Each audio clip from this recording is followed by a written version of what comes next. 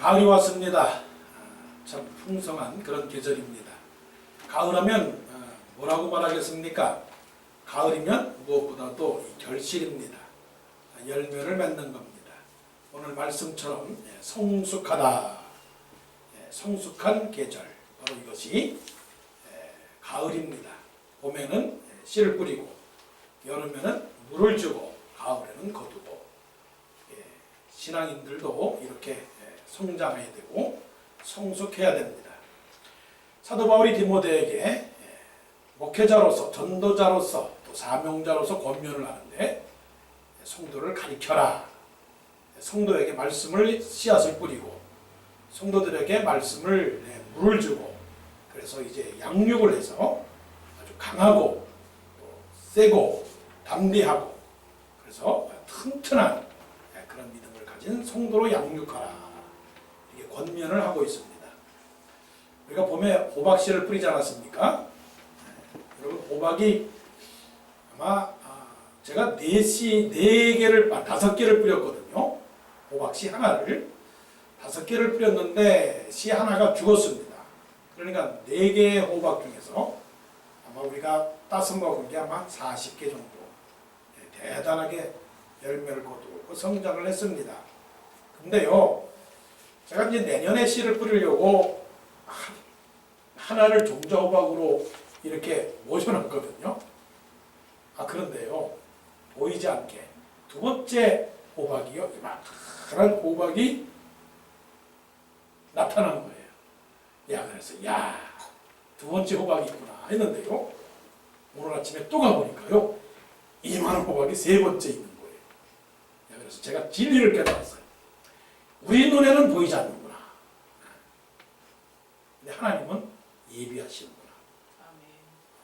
놀랐어요. 여러분, 예배 끝나시고 밭에 한번 가보세요. 이게 믿음이구나, 이게 믿음이구나. 눈에 보이는 것만 찾는 거예요. 눈에 보이는 것만. 그런데 하나님은 다 숨겼어요.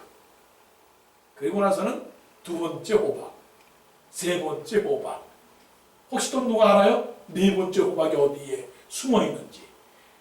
하나님은 우리를 향해서 놀라운 것들을 숨겨놓고 있어요.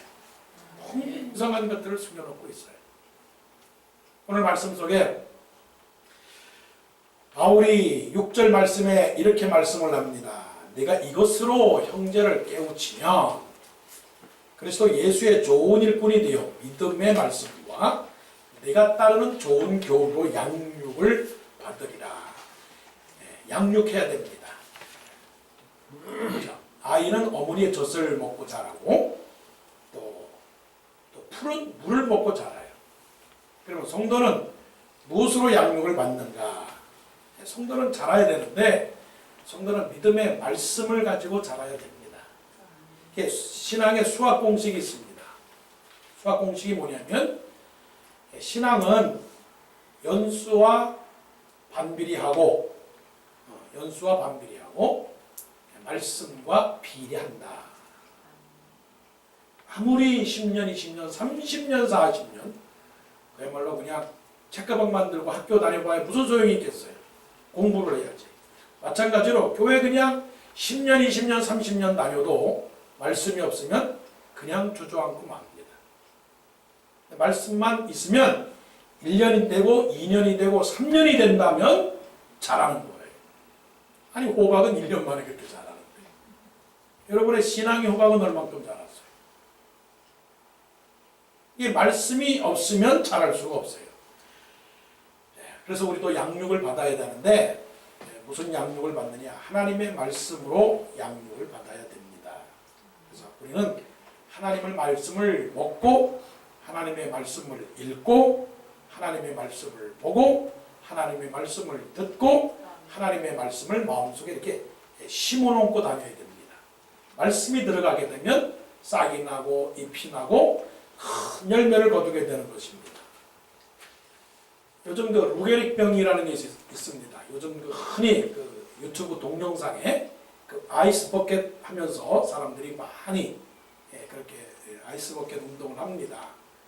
대통령도 하고 부시 대통령도 하고 유명한 사람들이 다 합니다.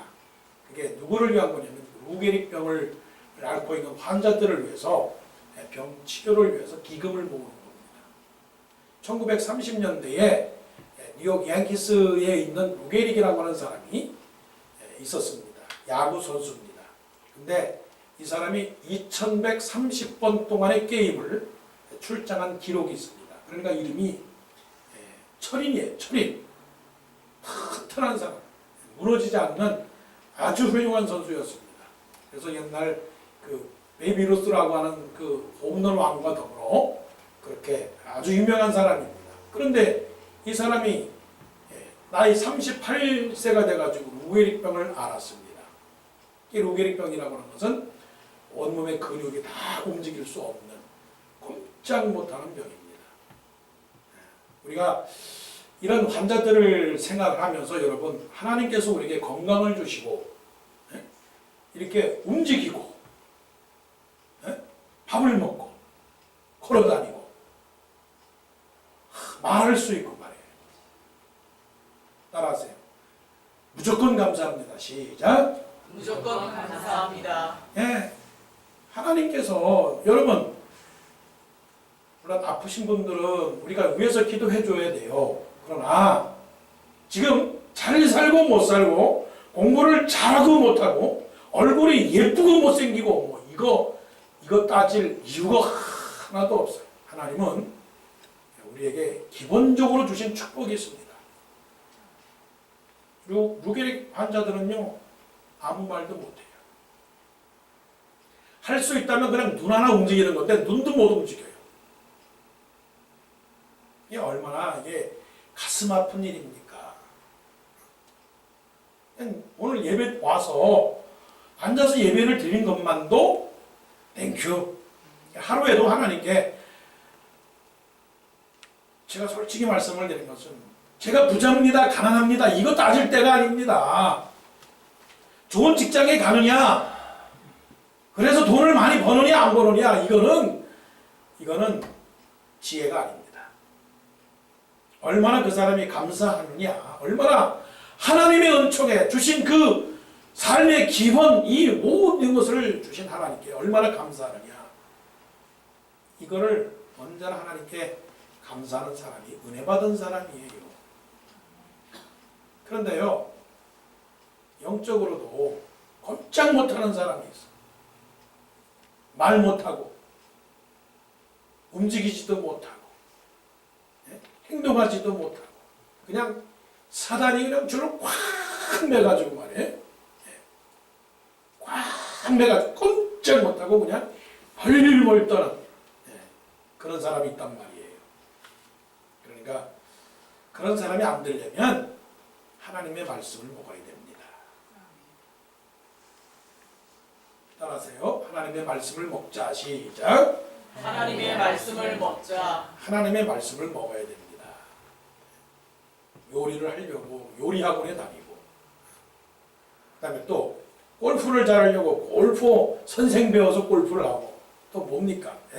수영을 배우려면 또 수영학원도 다니는데, 우리가 성도로서 좋은 성도가 되기 위해서는 학원 안 다녀서 좋죠. 돈 안 들여서 좋죠. 그냥 하나님의 말씀만 그냥 아멘 하면 되는 거예요. 아멘. 자, 이 가을에 뭐 하겠어요?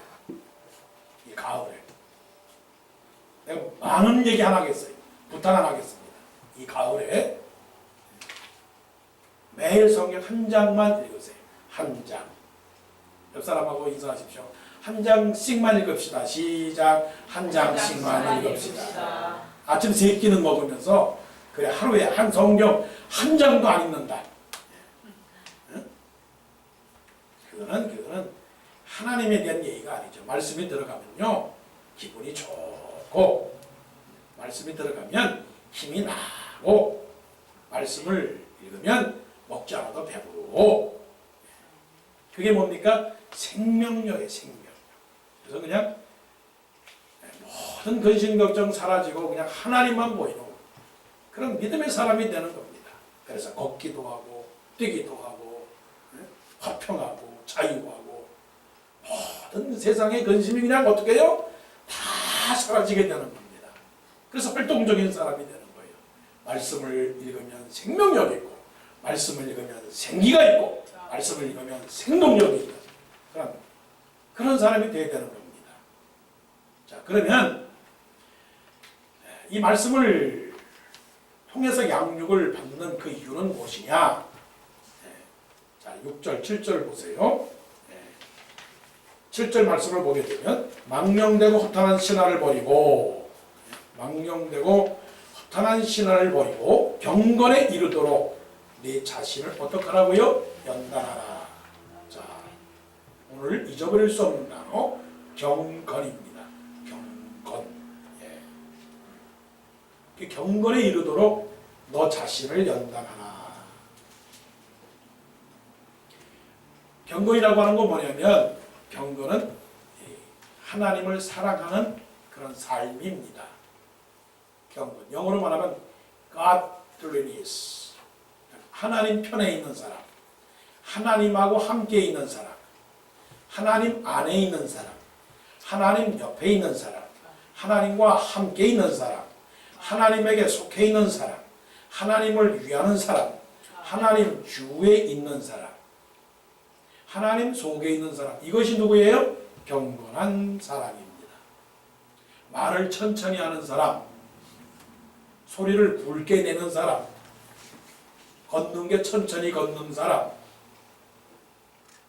얼굴의 움직임이 적은 사람, 말수가 적은 사람, 성경을 들고 다니는 사람, 찬송가를 부르는 사람.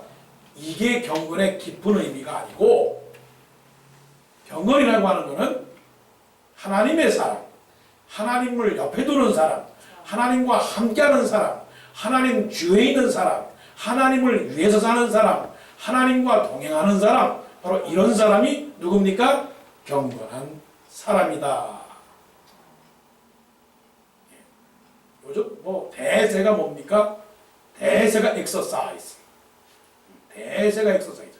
아침에도 걷고 저녁에도 걷고. 여기 엑서사이즈 하는 사람 많습니다. 저도 엑서사이즈 합니다.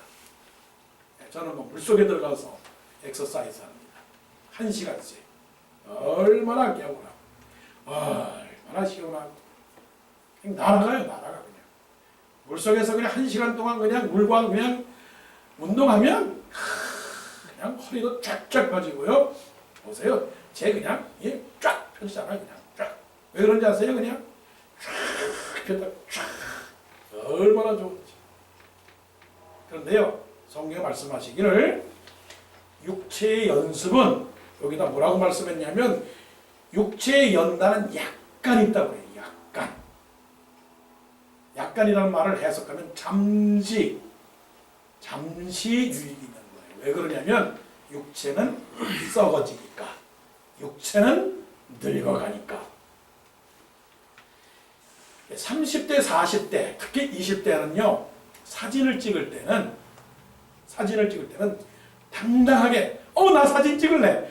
나 사진 찍을래. 여기 사진 찍을래. 얼굴 자랑했어, 얼굴 자랑. 근데 50대, 60대, 모르겠어요. 60대는 전 모릅니다. 50대 좀 지나니까요, 사진을 찍으려면 내 얼굴이 잘 나올까? 부담이 돼요. 그러니까 젊었을 때하고 나이 들었을 때 그 구분하는 기준이 뭐냐면 사진을 찍을 때 약간의 부담이 될 때, 그때는 내가 나이가 늙었구나, 그거예요.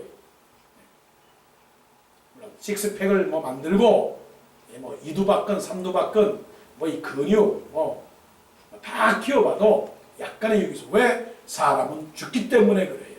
그런데 여기서 말씀하시기를 경건은 뭐냐면, 자, 말씀 보십니다. 자, 경건은 범사에 유익하니 금생과 내생에 약속이 있느니라. 하나님하고 함께 있으면, 하나님하고 함께 살면 어떻게 되느냐? 저 영원한 나라 천국에까지 무사 통과. 할렐루야. 아무리 근육이 있고 아무리 건강해도 죽으면 끝. 자, 따라하세요. 죽으면 끝. 시작. 죽으면 끝. 근데 경건은 어떻게 해요? 경건은 무사 통과. 얼마나 좋아요. 경건해야 된다는 것이 경건. 경건은 하나님을 사랑하는 사람이 경건입니다. 경건한 사람. 그래서 경건의 대표적인 사람, 구약의 경건의 대표적인 러너가 누구냐면 에녹입니다. 에녹이 365살을 살았는데 300년 동안 하나님과 동행하면서 하나님을 기쁘시게 하는 자라. 아, 성경이 성경을 해석해 주는구나. Bible interprets Bible. 그게 뭐냐? 누가 경건한 사람이냐? 하나님을 기쁘시게 하는 사람. 그러면 하나님을 기쁘시게 하는 사람은 어떤 사람이냐? 믿음의 사람이다. 히브리서 11장 5절에 그가 하나님을 기쁘시게 하는 자라 일컬음을 받았더라. 그리고 11장 6절 믿음이 없이는 하나님을 기쁘시게 하지 못하나니 without faith they cannot please to God. 하나님을 기쁘시게 할 수 없느니라. 이렇게 했어요.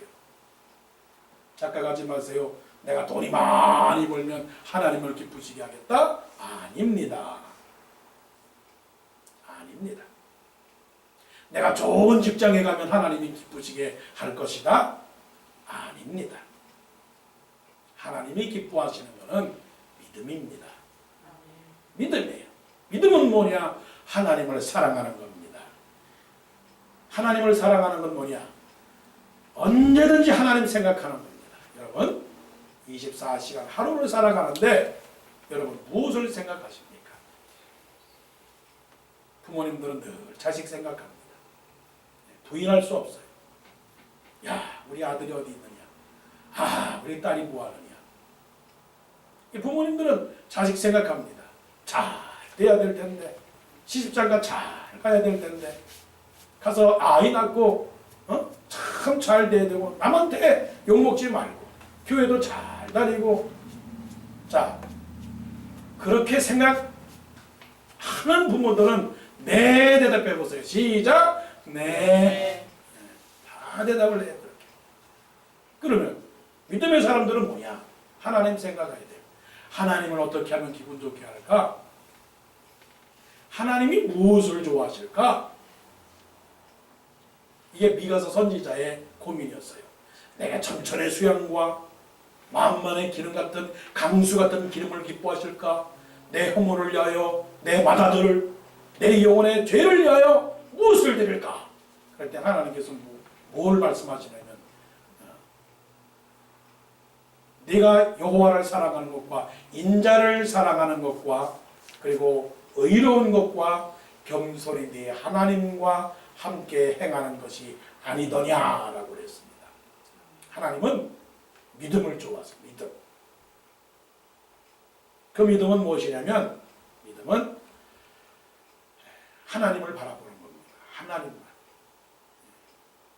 믿음이 없이는 하나님을 기쁘시게 못하나니 요것에 대한 해석이 뭐냐면 믿음이라고 하는 건 뭐냐?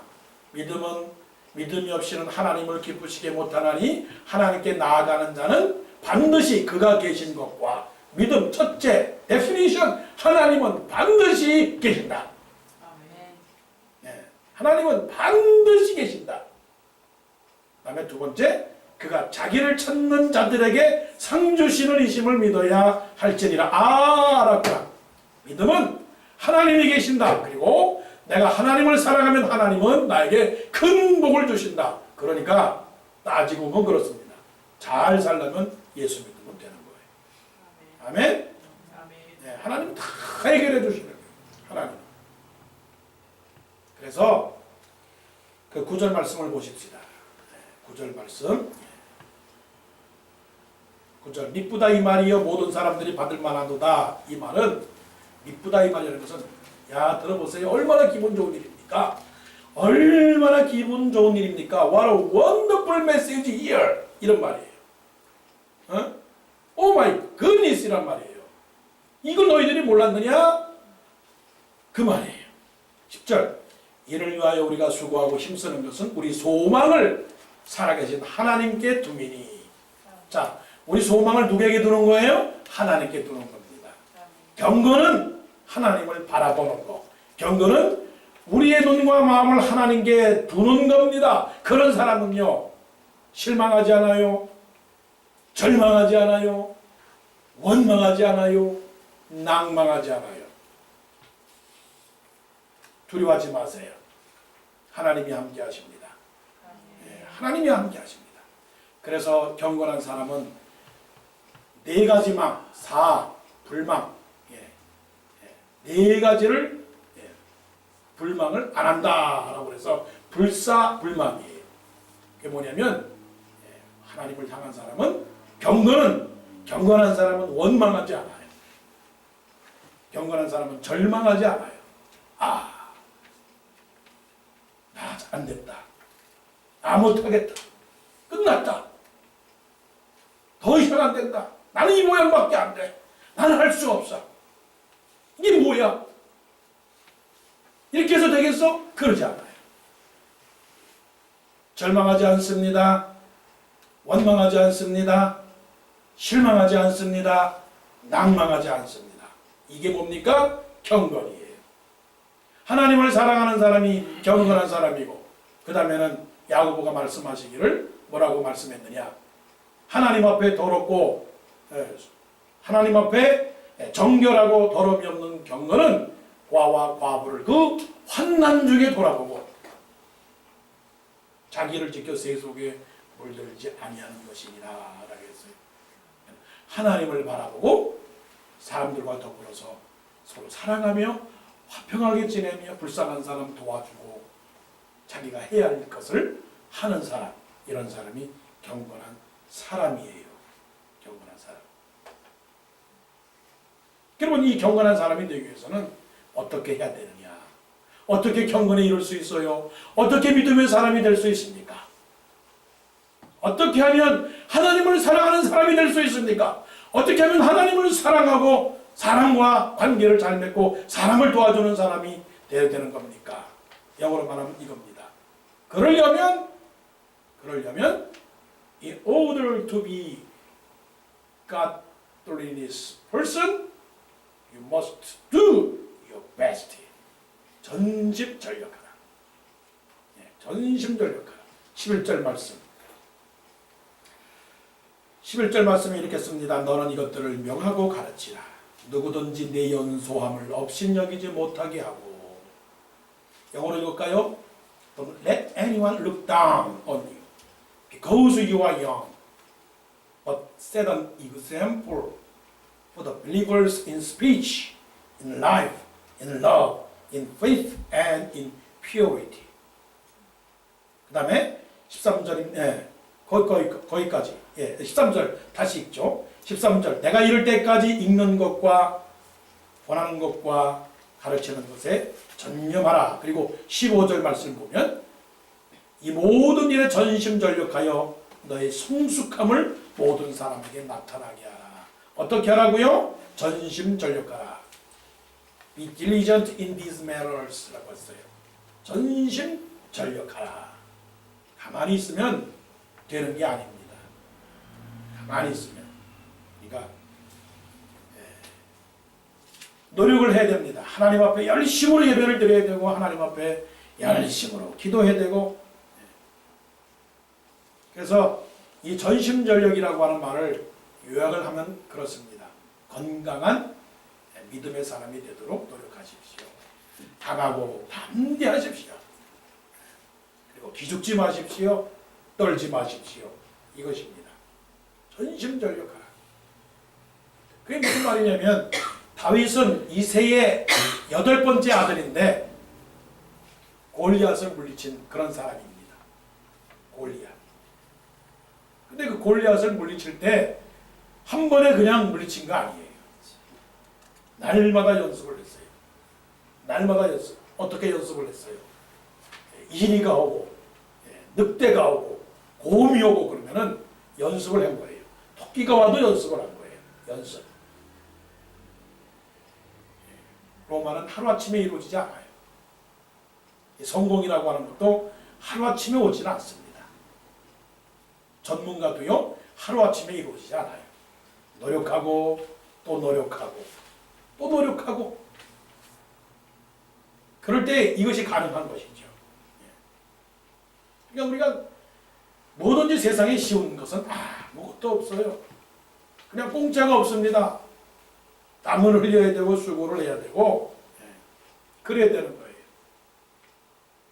그러니까 세상의 기준은 얼마나 크냐, 세상의 기준은 얼마나 높으냐, 세상의 기준은 얼마나 넓으냐, 얼마나 기냐 이것을 따지지만 하나님의 기준은 얼마나 그 사람이 강한 믿음을 가진 사람이냐, 얼마나 그 사람이 담대하느냐, 얼마나 그 사람이 힘차고 얼마나 뜨겁게 살아가느냐 그것입니다. 그러니까 우리가 전심전력을 해서 이 세상을 이겨나가고 하나님께서 우리에게 그 요구하시는 그 명령들을 지켜나가야 되는 것입니다. 세상이 우리를 얼마나 힘들게 하는지 몰라요. 순간순간마다 우리의 영혼을 잡아 흔들어요. 잡아 흔들어요. 뭘 잡아 흔들어요? 자꾸만 우리를 믿음을 자꾸만 떨어지게 만들어요. 떨어지게. 그런 사람이 어떻게 경건한 사람이 되겠어요? 그럴 수가 없죠. 그러니까 처음 잘하는 사람은 끝까지 잘하는 사람이 되어야 되는 거예요.